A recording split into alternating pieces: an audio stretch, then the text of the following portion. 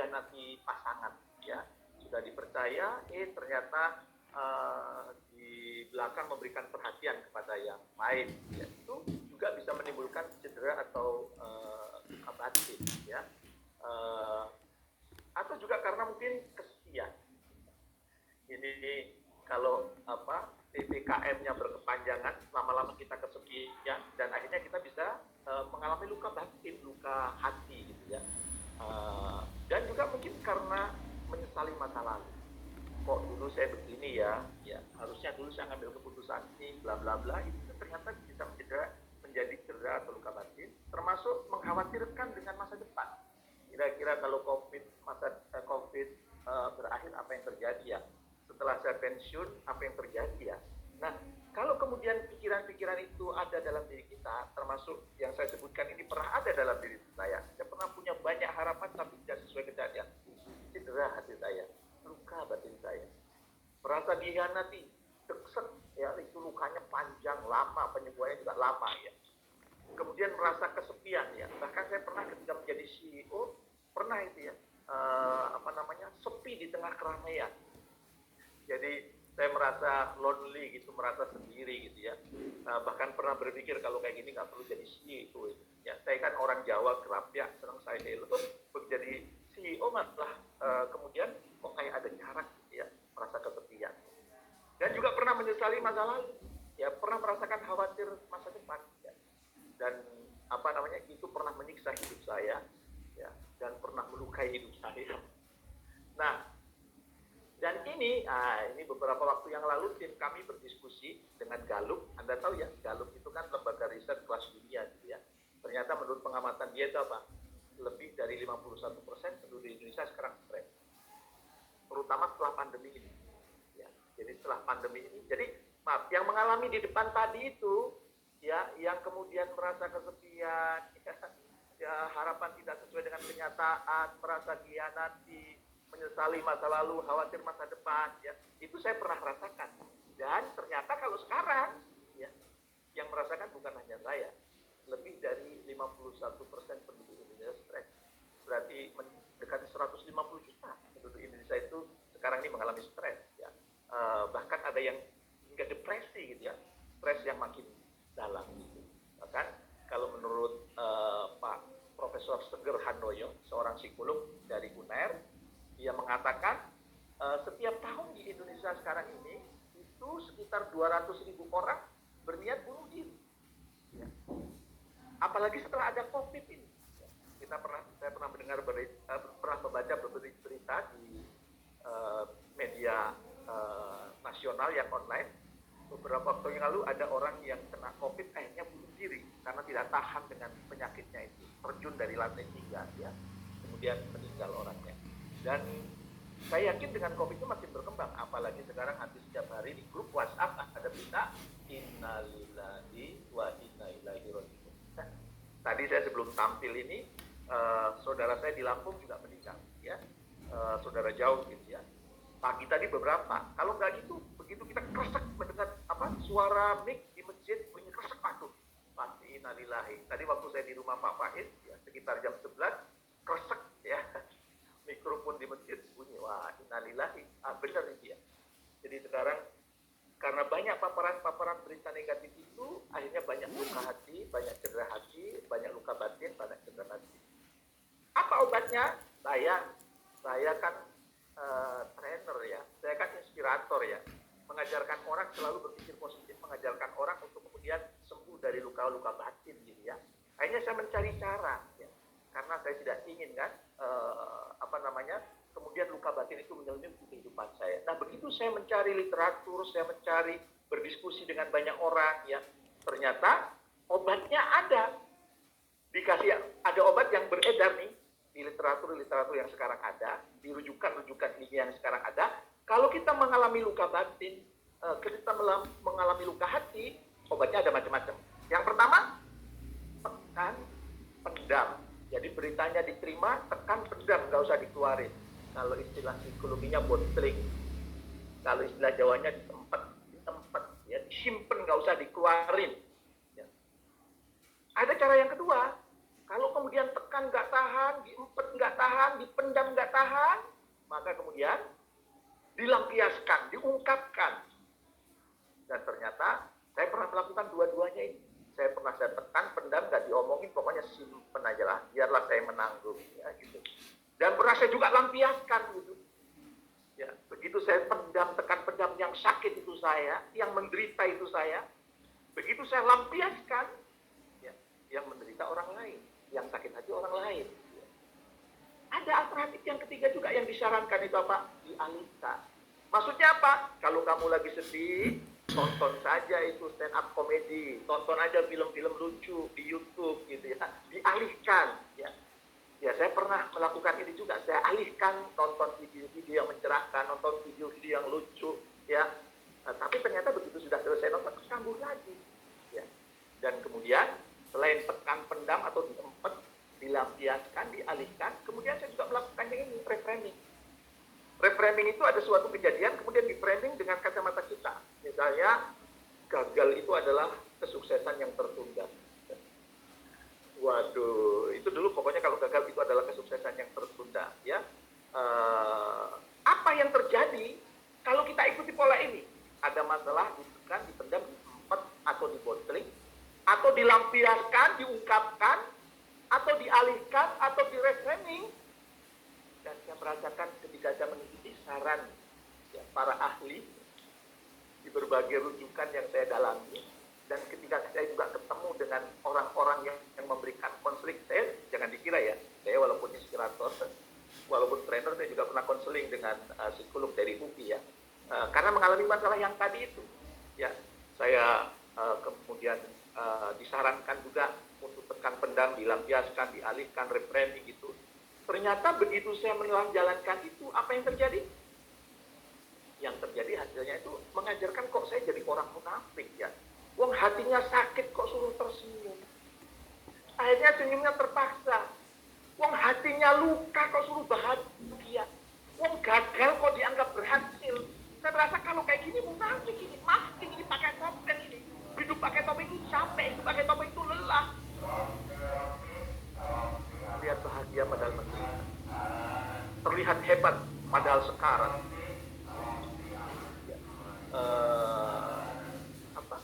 Terlihat keren padahal kiri. Jadi gak enak banget tuh munafik, masking. Maka kemudian saya terus mencari apa obat yang tepat untuk dirinya, apa obat yang tepat untuk dirinya, ya. Apa namanya? Kira-kira apa yang bisa mengobati saya? Saya nggak mau berlama-lama sakit ini, nggak enak. Neken bener ngempet sakit hati, melampiaskan menyakiti orang lain, dialihkan hanya sementara. Reframing ngapusi itu bertentangan dengan hati nurani. Hasilnya munafik atau masking. Dan akhirnya saya mencari obat. Apa obat yang tepat berkaitan dengan ini ya? Maka kemudian ketemulah obat sejati dalam hidup saya yang menghilangkan kesedihan, kegelisahan hati saya, yang meningkatkan kebahagiaan dalam hidup saya, yaitu mindfulness. Ya. Mindfulness itu hening sesaat untuk menjernihkan penyakit, untuk menjernihkan hati. Ada yang mengartikan sadar penuh, hadir utuh. Hiduplah sekarang, hidup itu dinikmati. Jangan terjebak kepada kesibukan, tapi sibuk for nothing. Ya. Jadi kalau kita senang pada kesibukan, ya, yang kesibukan itu for nothing, ternyata itu sumber ketidakbahagiaan. Ya. Maka kemudian saya menemukan obat sejati yaitu mindfulness. Berguru dengan Mas Faiz ya, yang nanti akan sharing dengan Anda. Apa yang saya temukan di mindfulness itu, paling tidak menurut saya, ada 4 hal besar yang saya temukan di mindfulness. Pertama itu, kita perlu terbiasa forgiveness, memaafkan. Memaafkan diri, memaafkan orang lain. Kita terbiasa memaafkan orang lain, tapi kita jarang memaafkan diri kita. Ya. Dan sejak saat itu saya menjadi orang yang tidak mau perfeksionis. Kenapa? Karena ternyata perfeksionis itu sumber derita. Dan setelah itu kalau ada sesuatu yang gagal, kita sakit hatinya lama. Ya. Ternyata kalau kita ingin menikmati hidup, ingin semakin happy, jadilah orang yang mudah memaafkan. Baik memaafkan diri, ya, kalau salah ya enjoy aja, orang namanya juga manusia. Bahkan guru saya mengatakan, ya, Kenapa Allah Tuhan Yang Maha Kuasa menciptakan manusia? Karena bosan dengan malaikat, taat semua, gak ada yang maksiat gitu. Jadi Ghafurur Rahimnya itu sifat Maha Pengampun, Maha Pengasih, Penyayangnya itu, pengampunnya itu gak berjalan dengan baik ya. Makanya kalau kita salah, tetap memperbaiki kesalahan itu, tapi enjoy aja. Hidup ini nikmati bro, enjoy aja bro, gitu kalau itu yang saya temukan ketika saya belajar mindful. Apalagi yang saya temukan, yang kedua itu ternyata Pak, loving kindness. Yang ada itu rasa cinta. Melihat istri yang ada rasa cinta, melihat anak yang ada rasa cinta, melihat driver yang ada rasa cinta, di perjalanan kanan kiri melihat sawah yang ada rasa cinta, menyintai petani, ya, menyintai orang-orang yang menggarap sawah itu, kan dengan dia menggarap sawah itu akhirnya apa? Akhirnya dia bisa menghasilkan padi, gabah kemudian menghasilkan beras, kemudian tidak kita konsumsi. Dan waktu saya perjalanan ke Jogja bersama istri saya, kanan kiri saya lihat adalah lahan hijau itu.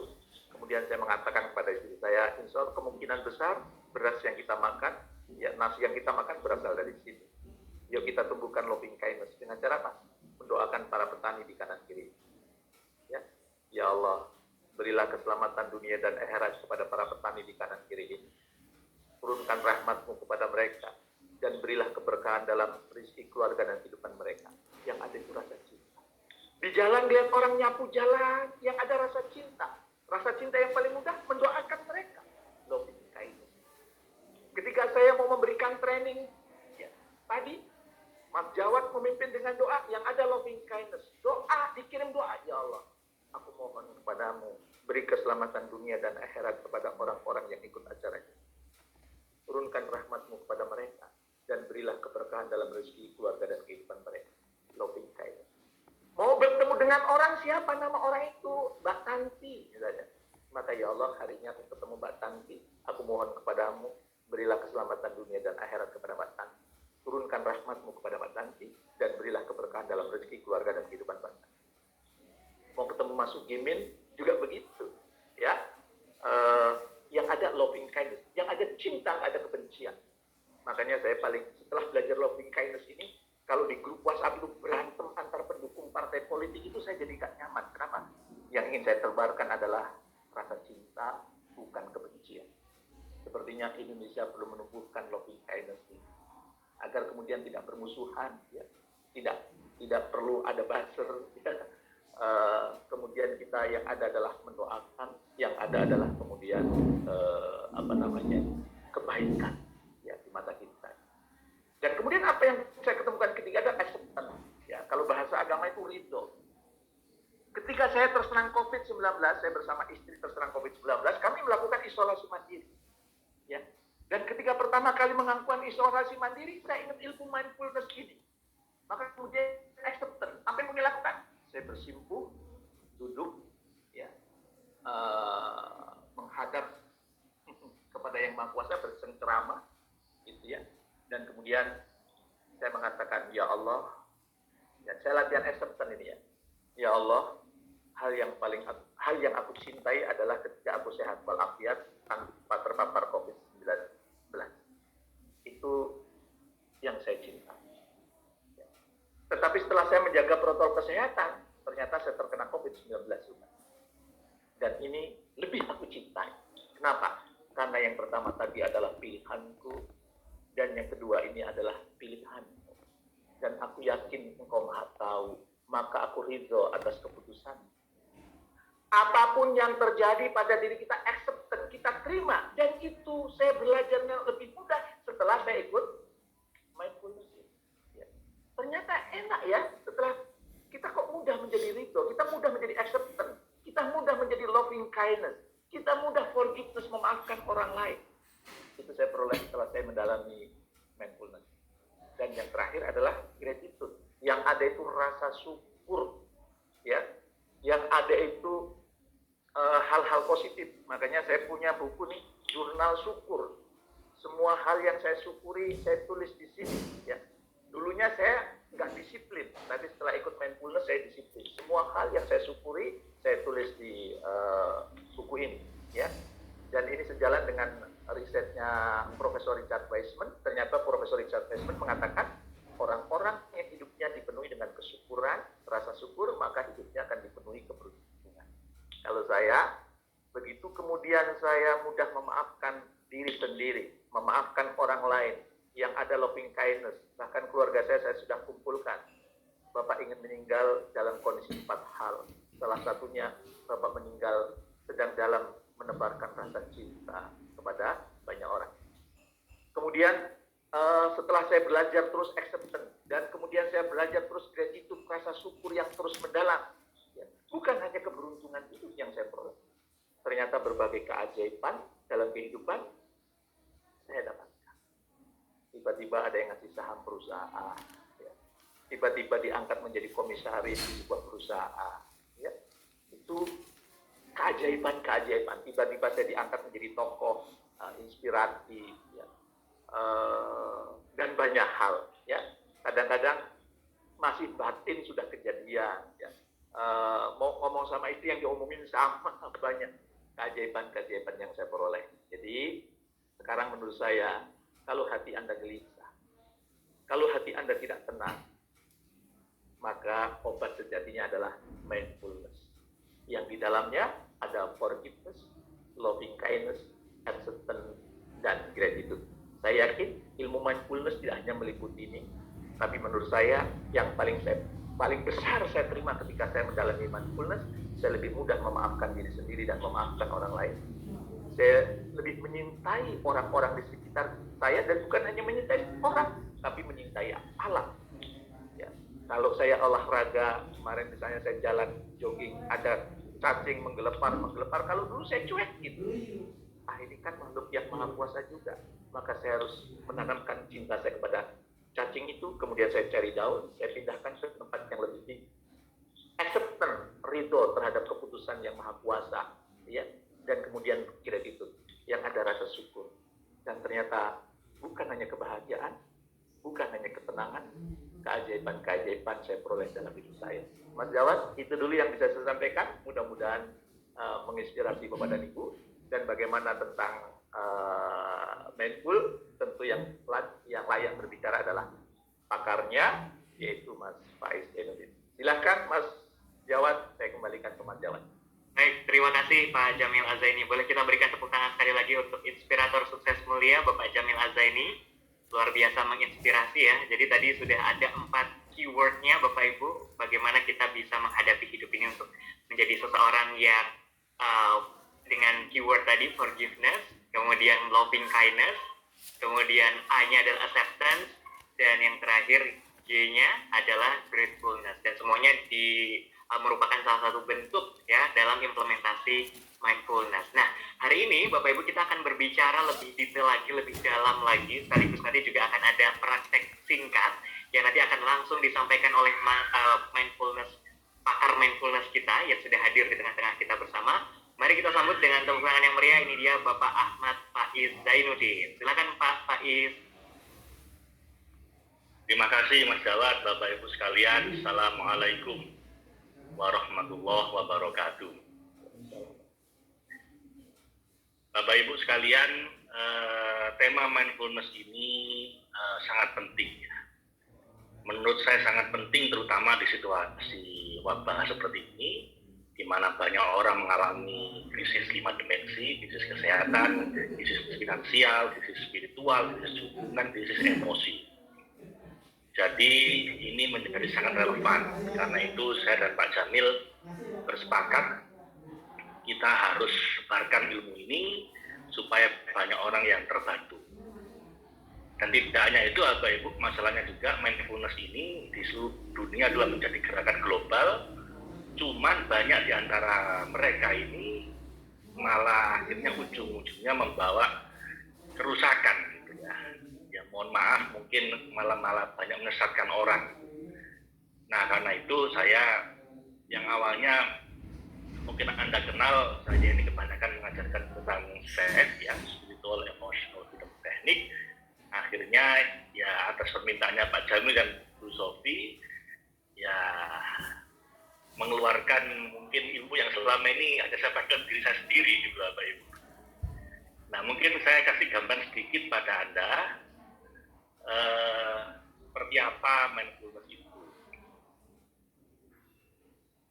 Jadi silent mindful listening ini mungkin untuk membedakan kita dengan mindfulness yang lain. Jadi ini kita memberikan tekanan pada silentnya, nggak hanya mindful tapi juga silent. Kemudian setelah itu listening di sini listening diri sendiri, listening orang lain, listening suara alam, dan terakhir bahkan listening pada bisikan rahasia dari Tuhan. Gitu ya.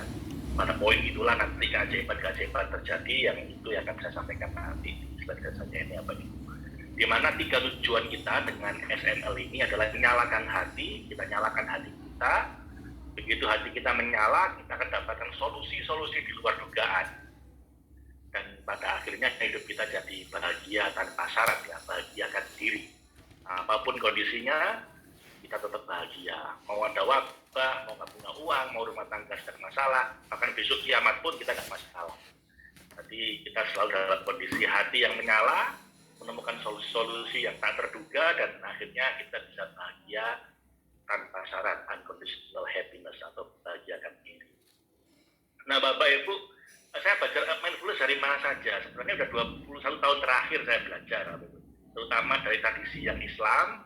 Kemudian saya melanglang buana di Amerika bagian timur, saya di Omega Institute, itu Mindfulness for Educator di New York. Kemudian saya ke bagian barat Amerika di California, di San Francisco. Saya belajar dari Search Inside Yourself Leadership Institute, yang itu menjadi tempat training di Silicon Valley, ya, Microsoft, Intel, SAP, kemudian Google itu mentrainingkan karyawan-karyawannya sampai puluhan ribu untuk training mindfulness, dan saya sampai ke level trainer di sini. Dan saya ikut training sampai ke level trainer. Kemudian waktu saya ambil MBA di UK itu saya ikut mindfulness based stress reduction. Kalau tadi Pak Jamil bilang banyak orang stres, itu ada program mindfulness khusus yang memang untuk mereduksi stres. Dan saya belajarnya 8 minggu dari 2 guru yang berbeda. Karena saya ingin lihat 2 style yang berbeda. Bahkan terakhir sebelum saya pulang ke Indonesia, saya belajar 5 days in silence in UK di sebuah desa di jaga 2 jam dari London. Itu saya di sana 5 hari silence, diam begitu untuk belajar mendalam ini. Kemudian di India saya baca ke berbagai macam guru yang aneh-aneh gitu ya, yang kalau Anda lihat ini waktu gara-gara saya di Stanford lihat sebuah bis itu dikasih stiker penuh judulnya inner engineering apa rekayasa batin begitulah ya. Ada gambar gurunya itu namanya Sadhguru Isa Yoga. Itu saya datangi langsung di pusatnya atau di Coimbatore, sebuah hutan di India. Saya tidak keluar masuk hutan, masuk desa, masuk kota ke berbagai guru yang kalau ulang tahun 2 juta orang merayakan di 150 negara. Ada guru yang kalau dia bikin acara 800.000 orang kumpul di satu lapangan, nginep dari malam sampai pagi. Saya ingin tahu orang-orang kayak gini ini apa yang bikin orang-orang kok sampai ikut mereka gitu ya. Dan tentu saja dari anak tradisi saya Islam, saya belajar lebih dalam lagi dari guru-guru mindfulness dengan karakter Islam, baik yang di Indonesia, di Turki maupun di Amerika. Yang di Amerika itu namanya Dr. Robert Prager, seorang psikolog dari Harvard yang kemudian menjadi mu'alaf, akhirnya menjadi seorang mursyid tarekat Jerahi di California dekat Stanford. Saya pernah waktu puasa itu belajar ke beliau, terawih sama beliau, buka bersama sama beliau gitu ya. Dan terakhir Bapak Ibu 15 tahun terakhir saya mengajarkannya pada 60.000 orang lebih di kelas-kelas training dan coaching. Oke Bapak Ibu, jadi topik kita adalah hati yang tenang hadirkan keajaiban. Why you should master mindfulness? Kenapa kok kita semua itu perlu menguasai Bapak Ibu mindfulness? Kenapa skill ini perlu kita kuasai? Khususnya di serba ketidakpastian sekarang ini, khususnya di semakin banyak orang sakit baik fisik maupun emosinya. Kenapa? Ada 5 alasan Bapak Ibu yang ingin saya sampaikan kepada Anda. Yang pertama, dengan mindfulness Anda bisa mendapatkan ketenangan, kebahagiaan, bahkan ekstasi. Nah, ekstasi itu kebahagiaan level spiritual yang dulu tahun 60-an itu populer namanya LSD. Itu LSD itu obat, ketika Anda minum Anda seakan-akan merasakan fly sebuah pengalaman spiritual sangat indah, karena itu banyak orang ketagihan minum itu lagi, sampai akhirnya otaknya rusak. Itu yang terjadi kenapa banyak orang kecanduan narkoba, Bapak Ibu. Karena narkoba itu bagi orang minum itu mengalami ekstasi, mengalami semacam kebahagiaan, kenikmatan puncak yang udah nggak dia rasakan ketika dia sadar normal. Nah, ini bikin mereka ketagihan. Satu pil bisa 1 juta, bahkan terakhir kita tadi saya bikin artikel, orang yang sepertinya kita semua ingin jadi seperti dia, sempurna hidupnya, kaya raya, cantik, pokoknya semua dapat, tapi kok masih pakai narkoba. Ini kenapa? Karena memang di situ bisa mengandung ekstasi, bisa mengandung, orang bisa merasakan kenikmatan puncak, dan pada kita bisa melihat keajaiban. Saya tunjukkan pada Anda, Bapak Ibu, seorang dokter dari Harvard University, namanya Dr. Richard Alpert dan temannya namanya Timothy Leary. Ini adalah orang pertama yang meneliti tentang dampaknya psikedelik atau LSD. Yang dengan minum obat berasal dari jamur itu, orang jadi mengalami semacam pengalaman batin yang luar biasa indah. Gara-gara itu dia akhirnya bikin kontroversi di Harvard. Dan tapi gimana dia merasa dengan makan jamur ini, LSD ini, saya merasakan keindahan yang nggak pernah saya rasakan. Bahkan dalam ritual ibadah apapun nggak pernah bisa saya rasakan melebihi nikmatnya pakai LSD. Nah, sampai akhirnya dia belajar mindfulness, Bapak Ibu, di India. Ini dia sebelum belajar ke India, ini dia bikin buku judulnya The Psychedelic Experience. Jadi bagaimana pengalaman pakai psychedelic itu benar-benar indah secara spiritual. Dia sampai diundang di New York di Teachers College, di Columbia University. Ada lihat A Discussion of LSD and Consciousness Expansion. Jadi kesadaran yang expand, yang meluas gara-gara makan LSD itu. Nah dulu dia makan LSD, tapi LSD itu kan berbahaya. Kalau dosisnya naik terus bisa merusak otak kita. Sampai dia menemukan cara pakai mindfulness. Dia belajar ke India, ketemu dengan gurunya, dan gurunya bilang, alah kalau pengalaman gitu aja kamu nggak perlu minum obat. Sini saya ajari. Dia ajari sama gurunya mindfulness, dan ternyata dia merasakan pengalaman yang sama dengan makan LSD itu, sampai akhirnya dia merasa, wah ya ini yang saya cari. Dan begitu pulang dari India, dia ganti namanya jadi Ramdas. Jadi Dr. Richard Alpert akan sudah mati, ganti Ramdas, dia keluar dari Harvard, tepatnya sih dikeluarkan dari Harvard karena dia sebelumnya mengajarkan orang makan LSD yang narkoba lah gitu ya. Dan dia menjadi seorang guru spiritual, guru mindfulness yang sangat populer pada waktu itu, sampai beliau meninggal di usia 88 di Hawaii, beberapa tahun yang lalu, belum lama.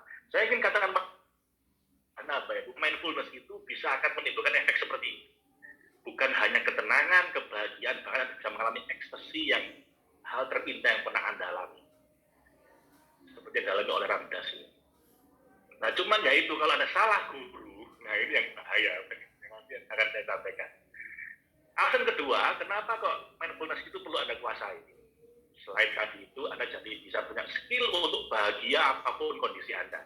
Anda jadi punya cara untuk merasakan ekstasi tanpa minum narkoba, tanpa merusak otak Anda. Nah, yang kedua, Bapak Ibu, mindfulness itu adalah critical for creativity. Kalau Anda belajar tentang teori kreativitas, itu ada 5 tahap. Jadi Bapak Ibu, kalau Anda ingin tahu orang-orang bisa kreatif seperti itu, gimana caranya? Misalnya Pak Jamil ini bikin slide tadi itu dalam perjalanan dari rumah saya pulang. Jadi di mobil beliau bikin kok bisa langsung jadi gitu. Itu gimana prosesnya gitu? Atau dapat ide dari mana? Nah Bapak Ibu, itu kalau dalam teori kreativitas ada 5 tahap. Yang pertama harus prepare. Tentunya Anda harus punya banyak informasi dulu, belajar macam-macam, research, immerse, gather information. Nah, tapi the real magic itu bukan di preparation. The real magic is in the 2 phases, dalam 2 fase, yaitu incubation and illumination. Karena setelah Anda kumpulkan semua data, Anda harus masuk ke sebuah fase mindfulness, ke sebuah fase di mana Anda tenang, Anda lupakan dulu semua masalah Anda endapkan dulu, mungkin Anda sholat dulu, Anda zikir dulu, tiba-tiba, ibaratnya apa? Ibaratnya nasi itu jadi mateng, begitu ya. Ibaratnya tape itu benar-benar paginya itu meresap sehingga jadi KP beneran. Jadi mengalami masa inkubasi, dan itu harus dicari lewat mindful. Ya bisa jadi Anda lagi mandi tiba-tiba dapat ide, Anda nyetir mobil tiba-tiba dapat ide. Nah, tapi yang jelas nyetir mobilnya sama mandinya itu harus tenang, nggak boleh kepikiran macam-macam. Anda harus mindful. Karena kalau saya sih seringnya lagi sholat, tengah-tengah itu tiba-tiba muncul idenya, atau setelah lagi pikir habis sholat tiba-tiba muncul idenya.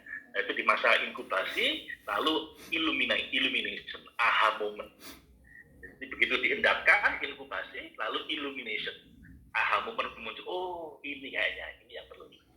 Nah, baru tahap berikutnya itu cuma tahap evaluasi. Kita evaluasi apa idenya yang benar-benar oke, kita refleksikan kembali, kita cari masukan dari feedback, baru terakhir diimplementasi atau diterapkan. Tapi dari 5 proses ini ya Bapak Ibu, the real magic is in incubation and illumination. Dan 2 fase itu harus Anda jalani dalam kondisi mindful. Anda jalani dalam kondisi Anda sedang dalam kondisi yang tenang, nggak kepikiran yang aneh-aneh, nggak gelisah. Mindful, silent, and then you listen something. Kadang-kadang Tuhan ngasih inspirasi pada Anda, terjadi namanya iluminasi atau aha moment. Jadi mindfulness penting untuk kalau Anda ingin jadi orang yang kreatif. Dan di situasi yang katanya VUCA ini, yang sangat berubah sangat cepat ini, hanya orang yang kreatif yang mudah menyesuaikan dirilah yang bisa bertahan. Yang pikirannya itu cupet, mampet, strict, hanya itu saja, ya bakal survive Bapak Ibu. Trainer yang normal-normal saja, begitu ada kena ini, habis, nggak ada sesi training lagi. Yang tatap muka. Anda mungkin pedagang yang normal tiba-tiba harus tutup, gimana? Jadi hanya orang kreatif yang bisa survive di era perubahan yang sangat cepat ini, dan mindfulness adalah syarat utama untuk bisa kreatif. Yang ketiga, Bapak Ibu, kalau Anda ingin jadi pemimpin, Anda harus melewati fase mindfulness dulu. Anda lihat semua pemimpin besar, itu hampir semuanya di fase hidupnya, itu ada fase-fase mindfulness. Nabi Musa, sebelum menjadi kalimullah, Nabi satu-satunya diajak audiensi langsung sama Allah tanpa lewat malaikat Jibril. Itu setelah 40 hari mindfulness di Bukit Sina atau Mount Sinai, di Bukit Tur Sina. Nabi Muhammad, Bapak Ibu, sebelum menerima wahyu, itu beliau berbulan-bulan dulu, itu mindfulness, silent, mindful, listening, di dalam Gua Hira. Siapa lagi? Steve Jobs, sebelum dia mimpin Apple Computer, dia pergi ke India, dia pergi ke guru-guru mindfulness untuk belajar mengendalikan pikirannya sehingga dia bisa fokus. Hampir tokoh-tokoh besar, Bapak Ibu, pemimpin kemerdekaan kita, Mahatma Gandhi, atau mungkin Mahatma Gandhi di India, atau di Indonesia mungkin Bung Karno dulu, itu melalui fase mindful dulu. Dia bilang revolusi Indonesia dimulai di kamar kos-kosan ini, dia bilang gitu. Ngapain dia di situ? Ada buku, diendapkan mindfulness. Jadi apa Ibu, kalau Anda ingin jadi seorang pemimpin yang berpengaruh, Anda harus mencapai pernah paling tidak mengalami fase mindfulness. Dan ketika Anda memimpin pun di tengah keruwetan yang banyak ini, kata Stephen Covey, Anda juga harus memiliki mindfulness. Jadi Stephen Covey ini salah satu tokoh yang disebut paling berpengaruh dalam dunia manajemen dan leadership. Majalah CEO menobatkan dia sebagai bukunya sebagai buku paling berpengaruh di abad 20. Dan ada yang banyak bilang bahwa kalau Anda baca buku pengembangan diri, buku psikologi populer, itu buku utamanya, textbooknya adalah Seven Habits. Buku lainnya adalah catatan kaki, itu katanya begitu. Saya setuju apa Ibu. Saya baca hatam 3 kali bukunya. Saya SMA udah ngajar ke para mahasiswa, saya udah ngajar ke para manajer tentang Seven Habits itu. Beliau bilang begini, people can live with change if there is not a changeless core inside them. Jadi Anda nggak bakal bisa hidup dengan perubahan yang sangat cepat seperti sekarang ini, kecuali ada sesuatu yang tidak pernah berubah dalam diri Anda. Jadi untuk bisa berubah dengan cepat adalah ada sesuatu dalam diri Anda yang changeless, yang nggak pernah berubah. The key to the ability to change is to change the sense of who you are. Jadi kunci untuk bisa berubah adalah ada sesuatu yang tidak pernah berubah dalam diri Anda tentang siapa diri Anda. Deep inside your heart, at the core of you, itu Anda tahu siapa Anda ingin apa nilai-nilai Anda junjung tinggi, apa misi hidup Anda, itu nggak pernah berubah. So, Anda harus temukan your changeless core itu di saat Anda mindful, di saat Anda in silent. Jadi Anda susah sekali apa ya Bu, untuk bisa menemukan apa sih sebenarnya yang changeless core, sesuatu inti dalam diri saya nggak pernah berubah itu apa, kecuali Anda pernah merenungkan itu. Dan merenungkan itu harus melewati fase-fase silent. Jadi dengan Anda masuk fase silent, Anda akan jadi tahu apa changeless core Anda, apa sesuatu yang nggak pernah berubah dalam diri Anda, tentang apa misi hidup Anda siapa, apa sesuatu yang paling Anda hargai. Itu changeless core, dan itu hanya bisa ditemukan secara nyata sejatinya itu kalau Anda silent. Kalau Anda sekedar nulis-nulis kemudian dengan pikiran pakai otak ini, paling nemu yang gagal-gagal apa. Oh, saya ingin Ferrari, oh saya ingin uang begini, oh saya ingin itu biasanya Anda ketemu hal yang gagal-gagal yang nanti Anda sesali ketika Anda mau mati. Tapi kalau Anda temukan itu dalam kondisi Anda sedang silent, biasanya itu adalah benar-benar divine calling, sebuah panggilan hati dari ilahi yang itu memang untuk itulah Anda diciptakan. Itu harus Anda temukan di fase silent. Itu sebabnya kenapa semua pemimpin besar itu melewati fase silent moment, momen-momen silent. Terakhir apa Ibu? Dengan silent, oh ini perusahaan-perusahaan senang nih. More mindful, more productivity. Semakin Anda bisa mindful, fokus pikiran Anda, sadar penuh hadir utuh, Anda semakin produktif. Di training saya jelaskan lebih detail ini penelitian ilmiahnya, di sini cuma segera saya kasih sedikit aja. Satu peneliti utamanya oleh Emma Sepala dari Stanford sama Yale, yaitu direkturnya Stanford Center for Compassion and Altruism Research sama Yale Center for Emotional Intelligence. Dia bilang ada 8 bukti ilmiah yang bikin mindfulness itu sangat bermanfaat. Waktu saya kuliah MBA di Warwick Uni School di Inggris, saya dikasih tugas akhir untuk meneliti sebuah rumah sakit dengan karyawan dan staf 5.000 orang. Ketika mereka dikasih training mindfulness, dampaknya apa? Oh, itu gak gampang, kenapa? Karena udah ada 2.000 penelitian sebelumnya yang mengatakan dengan mindfulness itu paling tidak ada 8 dampak yang secara ilmiah terbukti sangat bagus buat mereka. Kemudian saya ikut training di mana di San Francisco itu apa Ibu, dikatakan kalau ada karyawan itu diikutkan program mindfulness, ini yang melakukan SAP, kalau Anda tahu perusahaan teknologi namanya SAP, itu mentrainingkan 18.000 karyawannya, dan nggak murah Pak Ibu. Training yang saya ikuti itu 2 hari $1.500. $1.500 2 hari, kayak 20 juta. Cuma pagi sampai sore nggak nginep. Itu bayangkan dia 18.000 karyawan yang ikut, kan tinggal kalikan aja berapa juta dolar yang dihabiskan.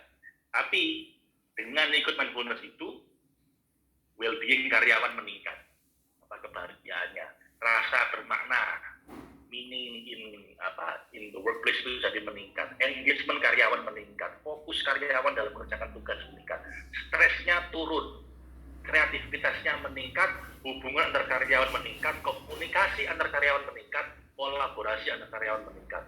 At the end of the day, kalau Anda rangkum semuanya, 200% return on investment, return on mindfulness investment-nya. Itu 2 kali lipat dari yang diinvestasikan. Padahal investasinya jutaan dolar itu. Itu bisa punya balik lagi dalam 2 kali lipat. So intinya Bapak Ibu, mindfulness ini memang penuh keajaiban. Cuman saya ingatkan pada Anda, hati-hati belajar mindfulness. Anda Anda bisa buka website, itu ada ribuan orang ngajari mindfulness di luar negeri maupun di Indonesia. Cuman saya sudah keliling dunia, dari barat sampai timur, utara, selatan, dari yang tradisi apapun, tradisi agama maupun yang sekuler maupun yang ateis, saya sudah jelajahi. Dan saya ingatkan pada Anda, kalau Anda salah guru, Anda jatuh ke pendekar berwatak jahat, bisa rusak itu kan. Karena ini sangat powerful. Serius apa ini? Ini bisa bikin mengakses Anda jadi bisa mengakses sesuatu yang kadang-kadang beyond human, sesuatu yang jauh melewati kemampuan manusia normal. Karena itu kalau salah guru, ini bisa rusak diri kita. Saya kasih contoh. Ini dulu namanya adalah Rajneesh, seorang guru filsafat di India, pertama-tama, pinter orangnya, fasih sekali. Buku-bukunya bestseller. Dia nulis 400 buku, royaltinya jutaan dolar. Lalu karena saya banyak pengikutnya dia, dan salah satu utama yang dia ajarkan adalah mindfulness. Nah ini, apa yang dia ajarkan adalah mindfulness. Dan saking saktinya dia ini apa ibu, dengan ilmu mindfulness itu, dia sampai punya pindah ke Amerika, beli tanah 25.000 hektar. 26.000 hektar gitu. Ada sebuah ranch, semacam pertanian perkebunan itu dia beli. Saya nggak bisa bayangin 25.000 hektar segede apa. Ya satu kota. Dinamai nama dia, Rajneesh Puram. Jadi Puram itu dalam bahasa India artinya kota. Kotanya Rajneesh nama dia. Itu orang-orang dari seluruh dunia, dari Amerika, dari Eropa, dari Timur, itu datang ke situ. Dan mereka ini pindah, hijrah gampangannya, menjual asetnya di rumah masing-masing, meninggalkan profesi yang udah mapan, pindah ke sini, bawa uang semua, ditaruh di sini apa? Di situ dia menjadi volunteer. Dia saya punya mata uang sendiri. Dia bikin bandar udara sendiri di situ. Dan dia punya 93 Rolls Royce. Bukan Indian sex guru. Kenapa disebut sex guru? Karena dia mengajarkan bahwa seks bebas itu adalah metode spiritual. Jadi orang meditasi bareng kemudian berhubungan seks campur begitu, orgi, pesta seks. Sampai jadi masalah besar di Amerika, akhirnya dia diusir, dideportasi dari Amerika. Sampai sekeblinger itu apa ibu kalau Anda bisa salah guru. Dan ngomong-ngomong beliau punya murid di Indonesia yang dulu sangat terkenal, penulis buku puluhan buku dan akhirnya jadi pupus gara-gara ada skandal. Saya nggak sebutkan namanya. Dan dia punya 93 Rolls Royce itu tiap sore atau pagi dia akan dada-dada lantai ke pengikutnya pakai merah semua begitu. Baris itu sambil ngasih bunga ke dia.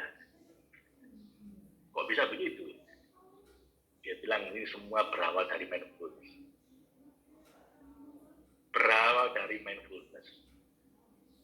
Jadi semua keajaiban ini dia dapat berawal dari mindfulness. Ya memang Anda dapat hal yang keajaiban, tapi Anda bisa sekeblinger itu bisa ngawur karuan nanti. Ini sekarang dia di Pune, saya sempat ke sana. Itu dia bikin Black Pyramid. Ini bukan dia yang bikin, dia udah meninggal, tapi tempat dia meninggal itu kemudian murid-muridnya kumpul mendirikan yayasan dan sampai sekarang masih punya pengaruh yang sangat besar di seluruh dunia. Di seluruh dunia, Anda cari di website itu, Anda hati-hati ke Twitter karena memang beliau sangat fasih dalam menyampaikan omongannya. Pertama dia ngomong sebagai ahli filsafat, lama-lama jadi orang suci, lama-lama jadi nabi, lama-lama mengaku Tuhan. Lama-lama Tuhan nggak ada. Saya punya bukunya ada 20 buku mungkin. Saya pulang bawa dari India, saya bawa itu ada 20 buku. Saya ingin tahu kok sampai kayak gini orang. Dan itu sampai sekarang masih banyak muridnya. Di Indonesia pun banyak yang mengikuti itu. Bapak Ibu, dengan mindfulness Anda bisa mengakses sesuatu yang akan bikin Anda kaget-kaget. Anda bisa mengalami semacam ekstasi, pengalaman rohani yang luar biasa, yang itu mungkin orang pakai narkoba untuk mendapatkan itu. Karena kalau tidak masuk ke sini. Tapi kalau salah guru bisa berbahaya. Di antaranya yang menurut saya sangat populer sekarang, misalnya adalah Anda kenal Yuval Noah Harari. Ini bukunya banyak digandrungi anak muda zaman sekarang, Bapak Ibu. Yang tulis buku Sapiens, A Brief History of Humankind, kemudian Homo Deus, dan terakhir 21 Lessons. Bahkan Bill Gates pun senang sekali sama dia. Mark Zuckerberg mengundang dia sampai ke rumahnya dia untuk diajak diskusi. Dan saya tahu di Indonesia ini banyak sekali pengagum dia. Padahal pada akhirnya dia ini ngajari kita untuk jadi ateis. Bahwa pada akhirnya itu nggak ada Tuhan. Dan dia ngomong dengan sangat argumentatif. Dia lulusan Oxford. Dia pakar sejarah lulusan Oxford, dosen di Yerusalem, di Haifa Institute of Yerusalem, orang Yahudi yang gay. Jadi dia dengan terang-terangan di bukunya didedikasikan untuk suami saya. Suaminya laki-laki juga, dia laki-laki dan kami laki-laki. Nah, dia ngajari itu gay dan ateis. Dan Bapak Ibu, bagaimana cara dia menjaga keseimbangan spiritualnya? Bagaimana orang ateis itu kan sebenarnya kita itu punya naluri butuh Tuhan. Terutama ketika kita mengalami hal-hal yang susah kita selesaikan. Tapi orang ateis itu udah declare bahwa nggak ada Tuhan. Kita nggak butuh Tuhan. Terus bagaimana caranya dia menjaga keseimbangan mentalnya supaya nggak gila, supaya nggak gendeng? Dengan mindfulness. Ini orangnya. Dan samping dia itu namanya Sam Harris. Kalau Anda tahu tokoh ateis yang paling fasih abad ini itu namanya Sam Harris. Dia sering ngajak debat tokoh-tokoh agama tentang bagaimana Tuhan itu nggak perlu ada. Dia bilang God is not great, bahwa Tuhan itu nggak ada, itu karangan Anda sendiri, dan lain sebagainya. Dan dua orang ini, Bapak Ibu, menjaga keseimbangan batinnya bagaimana supaya nggak gendeng. Karena naluri kita butuh Tuhan. Dengan mindfulness. Yuval itu tiap setahun, dia akan 2 bulan sailing di India. Kalau Sam Harris, dia bikin aplikasi yang sangat populer, yaitu Waking Up. Ini aplikasi untuk mindfulness. Tapi arahnya nggak ateis. Jadi Bapak Ibu, yang bikin pada akhirnya saya, yang awalnya nggak pernah ngajar ini saya praktekkan saya sendiri. Akhirnya seminar Pak Jamil Sofi, akhirnya ya wis saya mau ngajar, karena situasinya udah kayak begitu. Karena dunia ini sangat membutuhkan mindfulness. Di situasi yang sedang ruwet, sedang bingung, sedang panik itu orang butuh ketenangan batin. Dan mindfulness adalah senjata yang paling ampuh untuk di situ. Masalahnya namanya senjata ampuh, Bapak Ibu. Itu kalau digunakan di tangan yang benar, jadi senjata yang bermanfaat. Tapi kalau jatuh ke tangan orang yang salah, bisa menjadi sangat mematikan. Dan di dunia saat ini, kebanyakan senjata mindfulness ini digunakan oleh orang-orang yang pada akhirnya membawa Anda jadi ateis, membawa Anda untuk jadi merasa bahwa Anda itu pusat dunia gitu, bahwa nggak ada Tuhan, yang ada itu cuma pikiran-pikiran kita saja. So Bapak Ibu, saya sarankan kepada Anda belajarlah mindfulness, karena ini tools yang sangat penting. Tapi awas jangan sampai jatuh ke tangan pendekar bernuansa jahat, karena this is very powerful, my friend. Mungkin tadi ada bilang, Pak, saya pikir mindfulness itu cuma sadar penuh hadir utuh. Oh iya, itu awalnya. Itu pemanasan. Nanti kalau Anda masuk ke dalamnya, Anda akan menemukan dunia yang sangat indah, yang nggak pernah Anda temukan sebelumnya. Dan itu bisa sangat powerful untuk mengubah hidup Anda. Dan tergantung Anda gurunya siapa, mengubah ke jalan yang benar apa ke jalan yang nggak benar. Bapak Ibu, ayo kita belajar mindfulness, tapi dengan cara yang benar, yang memperkaya spiritual kita, yang bawa kita ke pelukan cintanya, bukan malah lebih jauh dari dia. Itu yang ingin saya sampaikan pada Anda, Bapak Ibu. Mungkin terakhir, saya ingin berikan pada Anda latihan. Let's have a small taste, icip-icip gitu Bapak Ibu tentang mindfulness ini. Tapi sebelum kita latihan ini, apakah mungkin Mas jawab dulu kali ya Mas? Nanti Mas jawab dulu mungkin yang tanya jawab dulu kan. Oh silakan. Ya, boleh. Baik, terima terima kasih Pak Ahmad Faiz Zainuddin. Boleh kita sambut dengan tepuk tangan Bapak Ibu. Beliau merupakan pakar mindfulness dengan berbagai pengalaman yang tadi sudah kita dengarkan bersama, dan pastinya sebelum nanti kita praktekkan nih, justru memang dibuat penasaran nih prakteknya kira-kira seperti apa. Maka saya berikan kesempatan untuk Bapak Ibu untuk bertanya. Nah, cara bertanyanya adalah silahkan boleh klik raise hand. Di sini sudah ada satu penanya. Saya batasi 3 penanya dulu ya untuk sesi kali ini. Yang pertama ada Dimyati Fanani, kemudian yang kedua atas nama Giska Husna, dan yang ketiga adalah Nur Virus. Oke, pas banget 3 orang. Mohon maaf yang lainnya yang baru raise hand. Kesempatannya kita berikan dulu kepada 3 yang raise hand pertama. Silakan atas nama Dimyati, Giska, dan Nur Virus. Silakan. Saya persilakan untuk di-unmute dulu Pak Dimyati ya. Silakan Pak. Boleh dibantu Mas Lucky untuk di-unmute. Ya. Assalamualaikum warahmatullahi wabarakatuh. Waalaikumsalam warahmatullahi wabarakatuh. Subhanallah, saya sangat tercerahkan sekali dari pembicara pertama dan kedua Pak Ahmad Faiz ini. Saya menemukan benar, alhamdulillah, saya dari background hipnoterapis Pak Ahmad Faiz. Ini saya jadi tersentak kalimat panjenengan itu jangan sampai salah guru, itu luar biasa. Jadi jadi takut. Beberapa waktu yang lalu saya mungkin pernah belajar yang model India itu ya, yang pakai kuantum apa, saya tidak tahu apakah itu juga termasuk mindfulness ini. Nah, saya betul ini ingin berlanjut kembali. Nah, sampai pada tahapan yang mengajak saya tadi, ngerinya yang sampai pada ateis itu kok bisa sampai segitunya, bagaimana ya? Jadi agak takut juga gitu ya. Dan terkadang bahkan sebelum pada mindfulness ini, saya yang hanya tahapan hipnoterapi ini sudah disalahpahami beberapa teman-teman ustadz, guru gitu loh. Jadi ya saya hanya mencoba forgiveness aja, memaafkan teman-teman, dan senang sekali kalau hari ini tercerahkan, dan mohon bagaimana agar bisa mengikuti kegiatan selanjutnya. Begitu aja. Terima kasih sekali Pak Master Ahmad Faiz.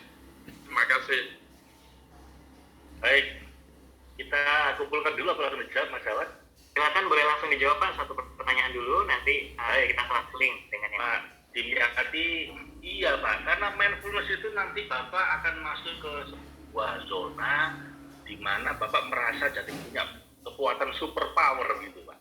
Dan tadi kata Pak Jamil, baru makin terjadi yang anda inginkan. Anda baru merasa, bayangin orangnya, tiba-tiba orangnya datang kepada Anda, dia bawa hadiah sama Anda gitu Pak. Ya itu pernah bisa Pak, pernah bisa itu. Nah ya itu baru permulaan Pak, itu masih permen-permen di awal. Nanti makin lama makin dahsyat itu. Lah itu banyak orang akhirnya keblinger. Oh jadi semua alam seperti mengendalikan, cuma saya mengendalinya itu. Nah kayak Osho itu nanti, akhirnya dia mengendalikan, lalu banyak orang senang sama Anda, banyak orang heran sama Anda. Nanti lama-lama dibawa ke merasa jadi orang suci, bahkan jadi nabi, nanti lama-lama jadi kayak Tuhan. Atau malah merasa nggak ada Tuhan di dunia ini, yang ada cuma pikiran-pikiran saja yang kita kendalikan lewat mindfulness. Dan itu bisa sangat berbahaya, Pak. Dan saya tahu di Indonesia sudah sangat banyak kayak gitu. Yang ngajari begitu banyak, makanya karena saya prihatin, saya bikin ini gitu. Dengan Pak Janu dan Bu Sofi. Karena saya nggak ingin Anda terjatuh ke tangan pendekar berwatak jahat. Ya pendekar yang akan ngajari Anda kesaktian, tapi akan membawa Anda pada kesesatan, mau bulan balik. Jadi karena itu tuh Pak, Anda harus belajar sama saya, tapi pastikan jangan sampai guru Anda ini membawa Anda ke jalur yang bikin Anda salah jalan. Gitu Pak Dimyati ya. Kalau untuk apa selanjutnya harus dilakukan, nanti Pak Jawad akan bisa menjelaskan program foto kita akan seperti apa nantinya. Mungkin di akhir sesi Pak Jawad akan menyampaikan itu, apa yang bisa Anda lakukan setelah itu. Gitu Pak Dimyati. Mas Terima kasih. Terima kasih Pak Dimyati atas Terima. pertanyaannya. Terima kasih Pak Faiz. Baik Bapak Ibu, untuk Mbak Giska dan Mbak Nur Fairuz, kita tahan dulu pertanyaannya. Maka kita akan langsung berikan nih, sesuai dengan yang ditanyakan Pak Dimyati, apa yang bisa dilakukan gitu ya. Maka saya izin untuk mempresentasikan apa yang ditawarkan oleh Kampung Hening untuk Bapak Ibu sekalian. Kita menyebutnya dengan silent mindful listening, seperti yang tadi disampaikan oleh Pak Faiz dan Pak Jamil, di mana kami menyediakan atau kami sudah menyiapkan program khusus buat Bapak Ibu yang memang berminat untuk mendalami lebih dalam lagi terkait silent mindful listening. Ada 2 jenis pelatihannya. Yang pertama untuk para profesional, artinya Bapak Ibu yang ingin mendalami bagi diri maupun untuk diimplementasikan dalam keluarga, bahkan di dunia pekerjaan juga sangat implementatif. Dan yang kedua adalah Bapak Ibu yang memang ingin menjadi seorang trainer, gitu ya, seorang trainer bagi untuk silent mindful listening, sehingga bisa berbagi kebermanfaatan juga untuk audiens yang lebih luas. Nah, untuk SML profesional maupun TFT atau training for trainer ini akan kita selenggarakan di bulan Juli ini. Jadi waktunya memang sebentar lagi karena kita tahu antusiasmenya cukup banyak.